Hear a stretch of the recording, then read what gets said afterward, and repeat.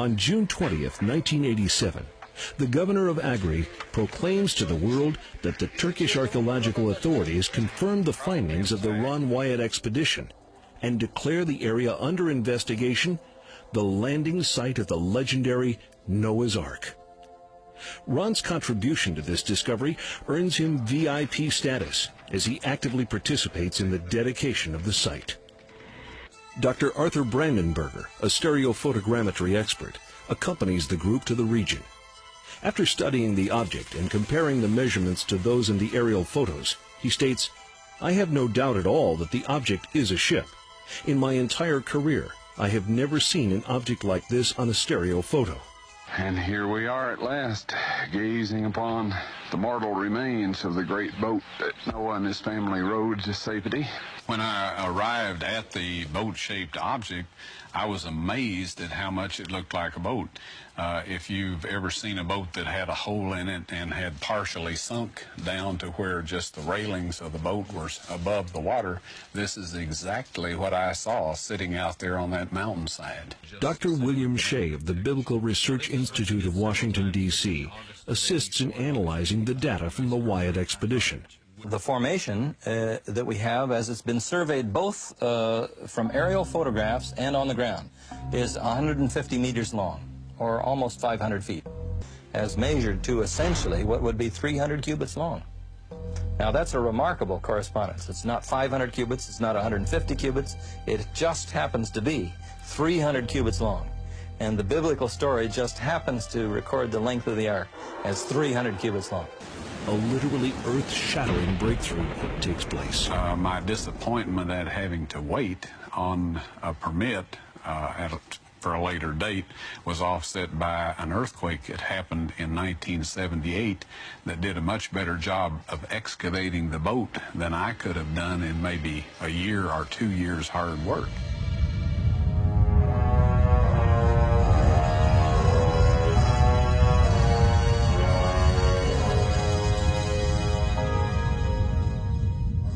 The earthquake drops the veil of soil from along one side of the boat's remains, leaving exposed the timber-shaped ribs of the ancient vessel.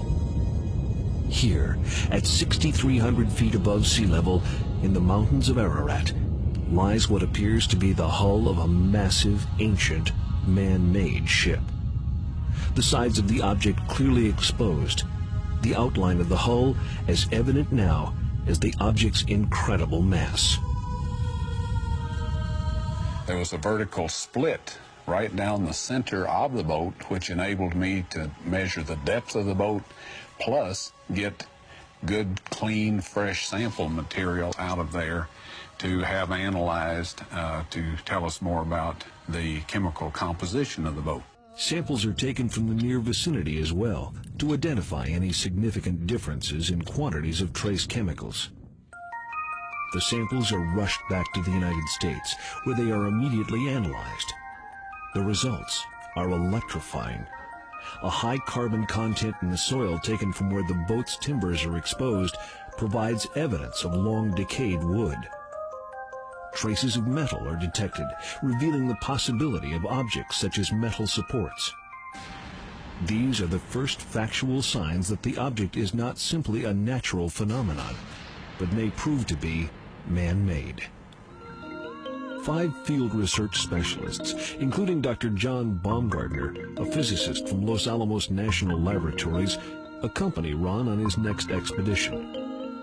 Using metal detection devices, they construct from the evidence gathered the unmistakable pattern, the regular features delineating a symmetrical, internal, subsurface structure of massive proportions.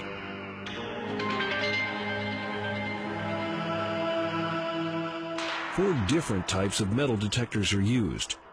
All produce positive readings, translated here into visually observable features. No positive results occur in the readings taken outside the boat-shaped area. Dr. Shea.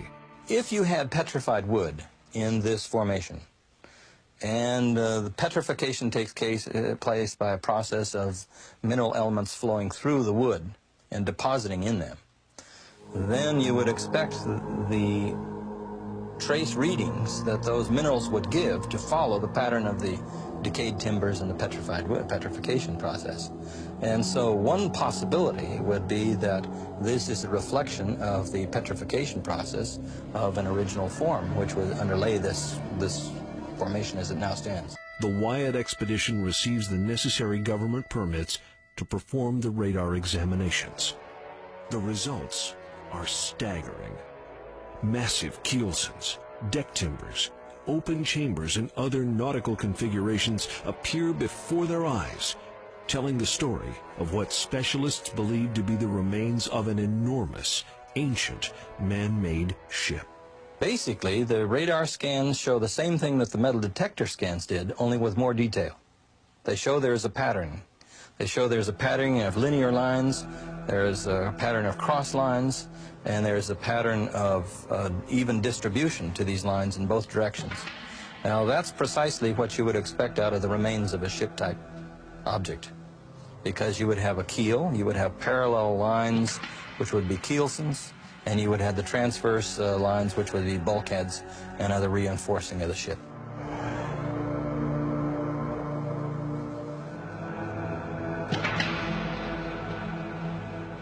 We're delighted with the results, and at this point in time, personally, I can look anybody in the eye and say that this boat-shaped formation in eastern Turkey is actually the remains of Noah's Ark.